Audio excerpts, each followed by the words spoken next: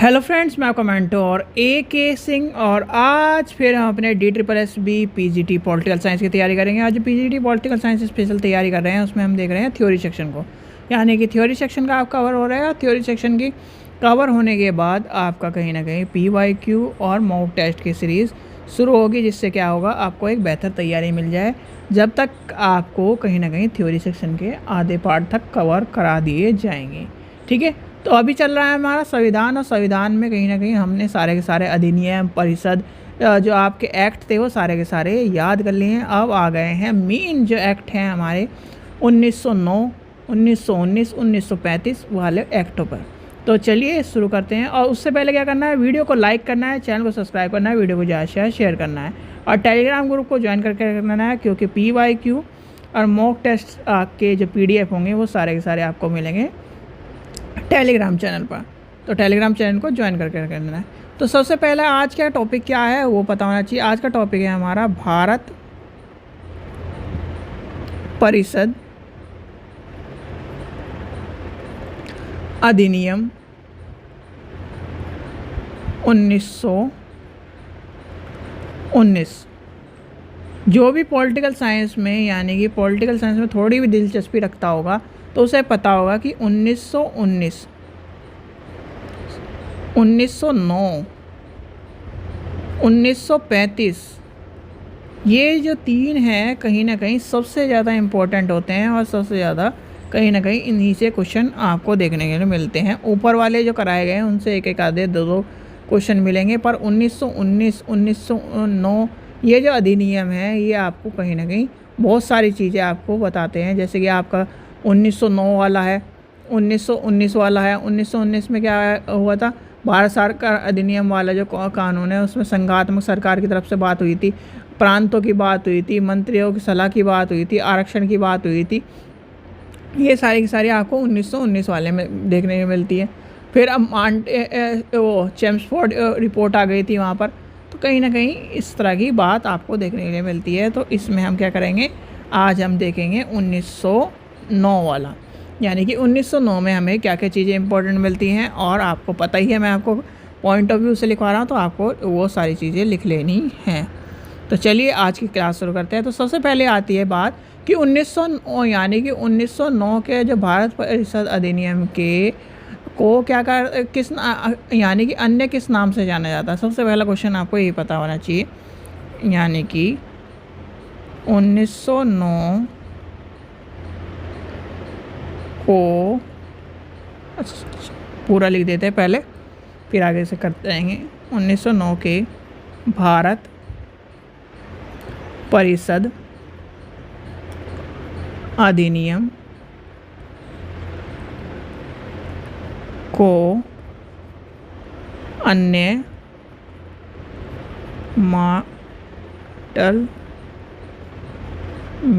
पार्लियामेंटों सुधार के नाम से जाना जाता है। किस नाम से जाना जाता है? पार्लियामेंटो सुधार के नाम से जाना जाता है। और ये क्वेश्चन आपके TGT में आ चुका है। चलिए आगे चलते हैं। अब आती है यानी कि 1900, यानी कि जो आपका 1909 का, आपको मैंने एक चीज़ बताई भैया, एक होता है आपका घर बनने की शुरुआत का दिन, और एक होता है आपका घर बन के क्या है आप उसमें रहना शुरू करो। तो दो डेट होती हैं। ऐसे ही क्या होता है, जैसे हमारा एक दिन संविधान बन के तैयार हुआ था और एक दिन संविधान लागू हुआ था, तो ऐसे ही था आपका 1909 वाला। यानी कि आपका जो ये जो 1909 था, इस अधिनियम को जनवरी 1910 में लागू किया गया था। क्या कब करा गया था? 1910 में, और वो भी जनवरी में। ये चीज़ ध्यान रखना, ये भी पूछी जा सकती है, क्योंकि ये डेट आपको कन्फ्यूज़न करने के लिए करी जाती, पूछी जाती है कि ये अधिनियम कब लागू हुआ। तो आपको बताना है, एक दे देगा आपको 1909, एक और दे देगा 1910, फिर उसमें क्या कर देगा एक जनवरी की दे देगा, एक फरवरी की दे देगा, तो इस तरह करा जाता है जिससे क्या हो, कहीं ना कहीं क्वेश्चनों में बच्चे कन्फ्यूज हो न जाएँ और जो कहीं ना कहीं जो बिल्कुल पढ़ा हुआ है उसे याद हो। फिर आती है बात किसकी, 1900 यानी कि इस अधिनियम के द्वारा वायसराय को यानी वायसराय की केंद्रीय परिषद के अतिरिक्त सदस्यों की जो संख्या थी वो बढ़कर क्या हो गई थी, 60 हो गई थी। पहले कितनी थी भाई, पहले आपको बताई थी, पहले बताओ, यानी कल की जो वीडियो है उसमें आपको कितनी थी सदस्यों की संख्या बताओ। संख्या जो यानी कि वायसराय की संख्या आपको कमेंट सेक्शन में बतानी है, जो मैंने आपको करवा चुकी है। तो पहले कितनी थी, इस अधिनियम में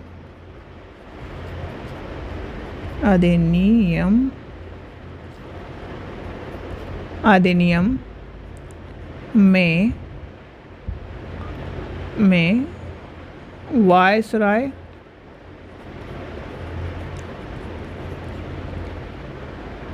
की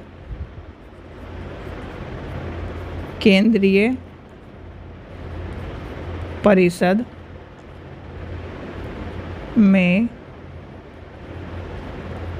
अतिरिक्त सदस्यों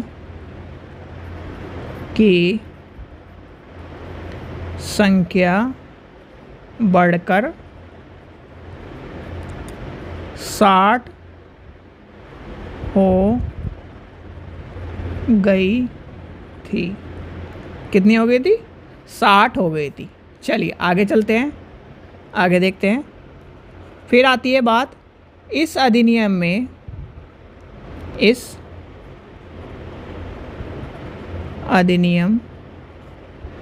में वायसराय की परिषद की कुल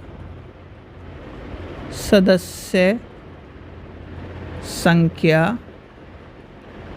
69 सदस्य हो गई थी। तो आपको पता होना चाहिए, दोनों मैंने लिखवा दिया, 60 भी और 69 भी, आपको ये दोनों चीज़ें पूछी जाती हैं। अब आता है क्या है, यानी इस किस अधिनियम में आपसे पूछा जाता है, किस अधिनियम में मुसलमानों के लिए पृथक सामुदायिक प्रतिनिधित्व प्रणाली लागू की गई थी।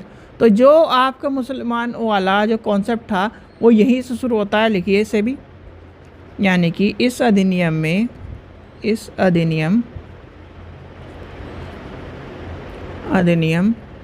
द्वारा मुसलमानों के लिए पृथक सामुदायिक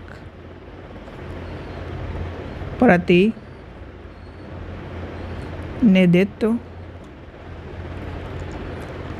प्रणाली लागू की गई थी। ठीक है, क्या करी गई थी, लागू की गई थी। चलिए आगे चलते हैं, आगे देखते हैं। इसके बाद क्या आता है आपका, इसके बाद आपका आता है सांप्रदायिक प्रतिनिधित्व की व्यवस्था द्वारा भविष्य में देश की विभाजन की आधारशिला तैयार करने वाला अधिनियम था, ये था। ठीक है, कौन सा अधिनियम, 1909। ठीक है, आपको पता होना चाहिए। चलिए अब आगे चलते हैं, थोड़ा सा और चलते हैं, यानी कि लॉर्ड, लिख भी देता हूँ मैं साथ के साथ, लॉर्ड मांटो ने मुसलमानों को निर्वाचन संबंधी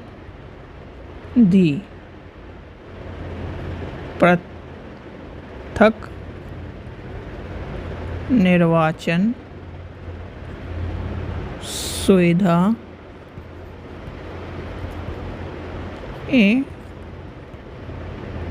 प्रदान की थी।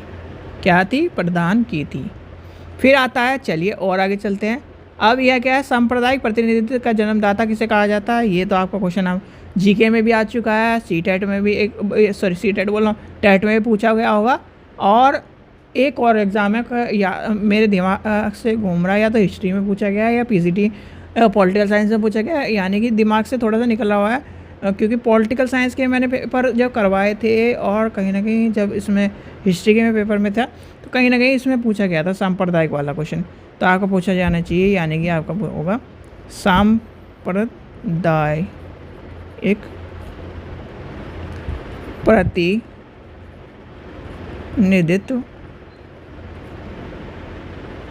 का जन्मदाता लॉर्ड मांटेरो माना जाता है। ठीक है, अभी ऊपर आपको पता है नाम, ये वाला क्वेश्चन इम्पोर्टेंट लिख लीजिए। ठीक है, चलिए आगे चलते हैं और आगे देखते हैं इसमें क्या इम्पोर्टेंट है।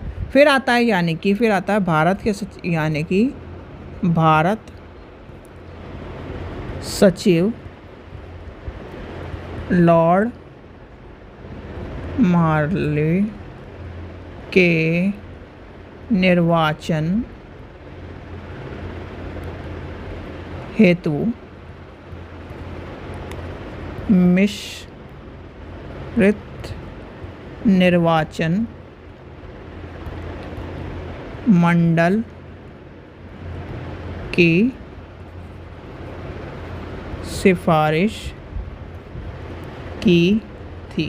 क्या करी गई थी? सिफारिश की गई थी। चलिए और आगे चलते हैं अब और थोड़ा सा और देखते हैं। अब आपसे पूछा जाता है, यानी कि इस अधिनियम के द्वारा, यानी इस अधिनियम के में क्या हुआ था, जिसके द्वारा क्या हुआ, विधि निर्माण परिषद या सर्वप्रथम व्यवस्थापिक सभा रखी गई। चलिए इसमें भी लिखते हैं, यानी कि इस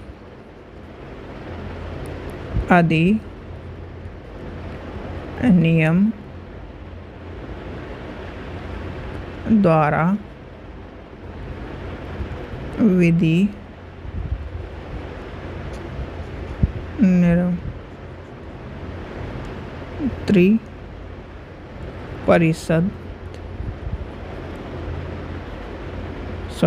परिषद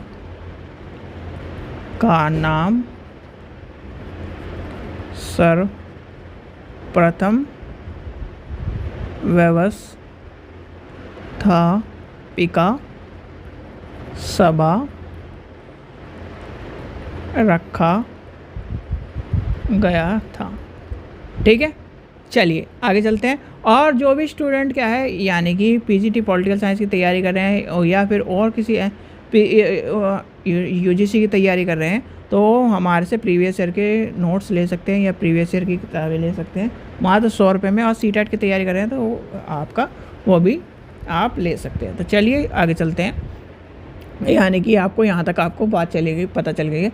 अब आते हैं यानी कि नेक्स्ट पॉइंट पे आते हैं। फिर आते हैं सुधारों की प्रकृति तथा प्रतिनिधित्व विस्तार के संदर्भ में रिपोर्ट देने हेतु अलॉटमेंटों द्वारा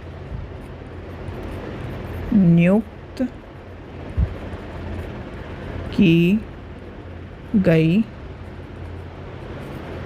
समिति के अध्यक्ष N.T. अरुणडले थे। कौन थे? ठीक है, चलिए और आगे चलते हैं, थोड़ा सा और आगे बढ़ते हैं, इस रिपोर्ट को पढ़ते हैं। यानी कि आपको यहाँ तक सारी चीज़ें कहीं ना कहीं सारी चीज़ें समझ में आ गई होंगी। चलो आगे चलते हैं। अब क्या हुआ, यानी कि यहाँ तक बात समझ में आएगी। अब इस अधिनियम में क्या हुआ, इस अधिनियम के तहत वायसराय के यानी कि जो कार्यकारिणी परिषद के में क्या हुआ, सत्येंद्र प्रकाश सिन्हा को प्रथम भारतीय सदस्य के रूप में नियुक्त किया गया। नाम याद कर लेना, सत्येंद्र प्रसाद सिन्हा। देखिए, तो इस अधिनियम में, इस अधिनियम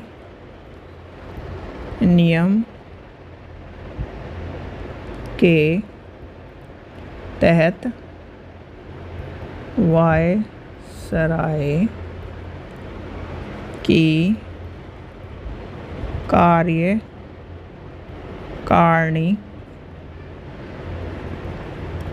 परिषद में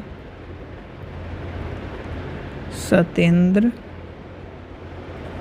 प्रसाद सिन्हा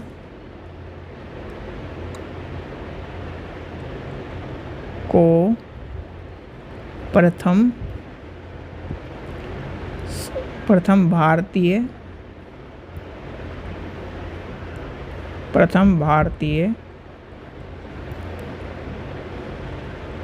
सदस्य के रूप में नियुक्त किया गया। क्या किया गया? नियुक्त किया गया। चलिए और आगे चलते हैं और आगे देखते हैं और क्या इम्पोर्टेंट है। यहाँ तक की बात समझ में आएगी। और ये सत्येंद्र, यानी कि सत्येंद्र जी का नाम जरूर याद कर लेना, सिन्हा। अब इसमें क्या होता है, जैसे ऐसे नाम होते हैं, सरनेम बदल देंगे, बीच का अक्षर बदल देंगे, तो कहीं ना कहीं ये भी आपको पूरा का पूरा नाम याद रखना पड़ेगा, क्योंकि आजकल इसी तरह का चल रहा है। फिर आगे आता है, यानी कि अब इसमें केंद्रीय प्रांतों की बात करी थी, केंद्र के कल बताया था। तो केंद्रीय प्रांतीय व्यवस्थापिक सभाओं की व्यवस्था और उसकी शक्तियों का विस्तार इस अधिनियम के द्वारा हुआ था। इस अधिनियम में केंद्रीय एवं प्रांतीय व्यवस्थापिक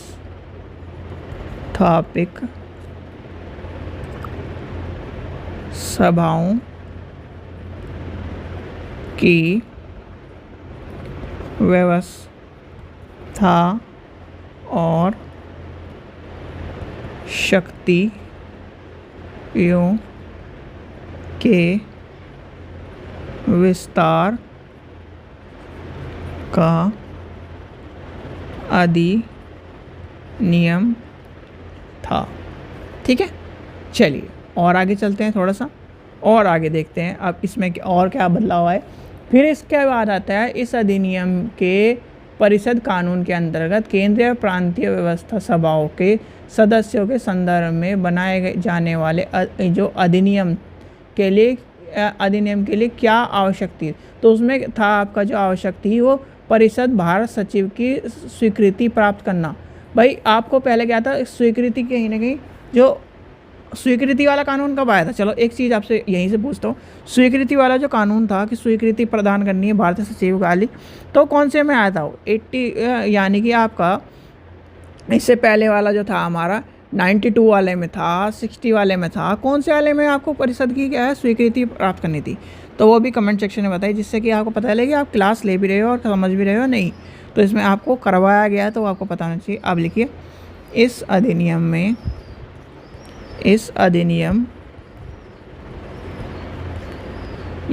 अधिनियम यानी 1919 के इस अधिनियम के परिषद कानून के अंतर्गत केंद्रीय तथा प्रांतीय व्यवस्थापिक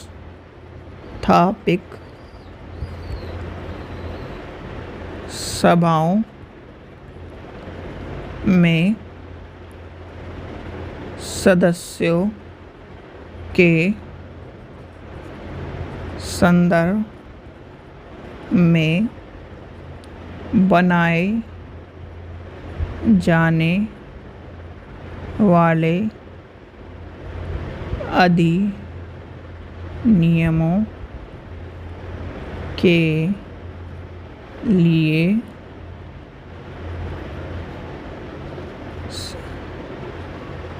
परिषद भारत सचिव की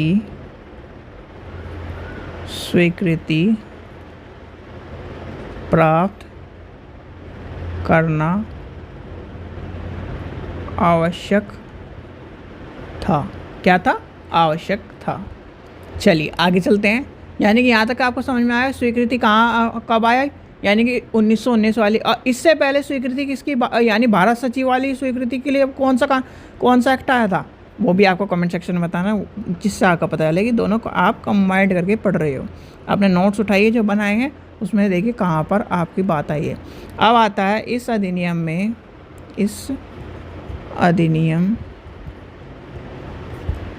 के परिषद कानून के अनुसार विशिष्ट निर्वाचन क्षेत्रों की तीन श्रेणियाँ थी। कितनी थी? 3 श्रेणियाँ थी। तो आपको पूछा जाता है कितनी श्रेणियाँ थी, तो 3 श्रेणियाँ आपको पता होनी चाहिए। चलिए आगे चलते हैं और थोड़ा सा आगे बढ़ते हैं। चलिए अब आता है यानी कि आपकी विधायी परिषद में पूरक प्रश्न पूछने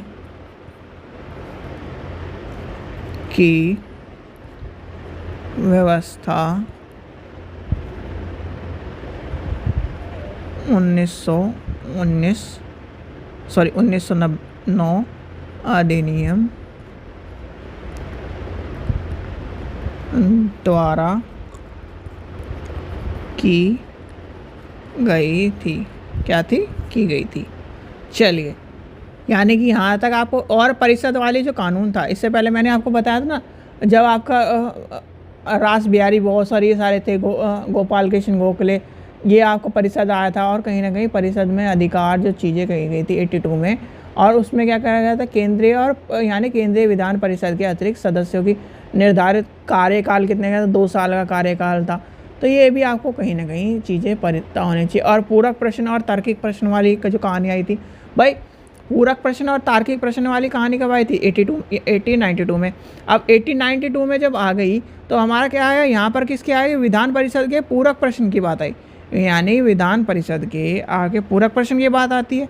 वो कब आया? 1909 में। और यहाँ पर क्या है, यानी 1892 में क्या हुआ था? पूरक प्रश्न और तार्किक प्रश्न की बात आई थी। तो ये आपको पता होना चाहिए कि दोनों के क्या है, एक में तार्किक और ये वाले प्रश्न थे, और वो भी किस में थे, यानी कि वो किस में थे बताओ? यानी कि वो थे, यानी कि उस अधिनियम में क्या कहता है, अधिनियम व्यवस्थापिक जो थी सभाओं में केंद्रीय और प्रांतीय सदस्यों के जो थे किस प्रकार के प्रश्न नहीं पूछ सकते थे, वो थे पूरक और तार्किक प्रश्न। और यहाँ पर हम क्या पूछ रहे हैं, पूरक प्रश्न पूछने की हमें आज़ादी मिल रही है। भैया एक में हमें क्या था, 80, सुनो ध्यान से सुनो भाई, 1892 में हम क्या नहीं, यानी इन प्रश्नों को नहीं पूछ सकते थे। और उसमें क्या आया, यानी कि 1909 में हम पूछ सकते थे। ठीक है, ये समझ में आ गया। चलिए आगे चलते हैं, आगे करते हैं। अब आज का क्या है, लास्ट पॉइंट देखते हैं क्या है। अब आता है विधायी